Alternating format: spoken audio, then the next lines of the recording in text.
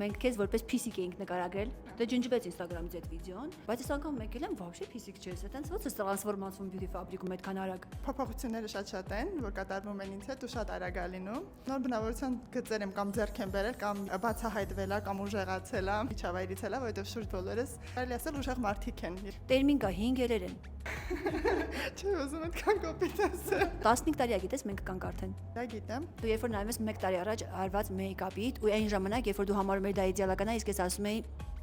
հիմա դու այդ նույն մեյքափից կանեիր։ Բնականաբար չեմ հավանում, այն ժամանակ էլ ես չեմ հավանել, շատ քիչ ա եղել, որ իմանամ։ Ոչ դու բոլորը հավանում ես, քո հարազատից ու ասում ես ինձ սիրում են։ Դե ինձ սիրում են, մեծ մեյքափները չէ, այլ են սիրում։ Այն ուժեղների մեջ աշխատել։ Ասում նայ այն ուժեղների նայենց հիմա ներվանան մեջ, չէ՞։ Չէ, իրական ես իրանց ահավոր շատ եմ սիրում, մանավանդ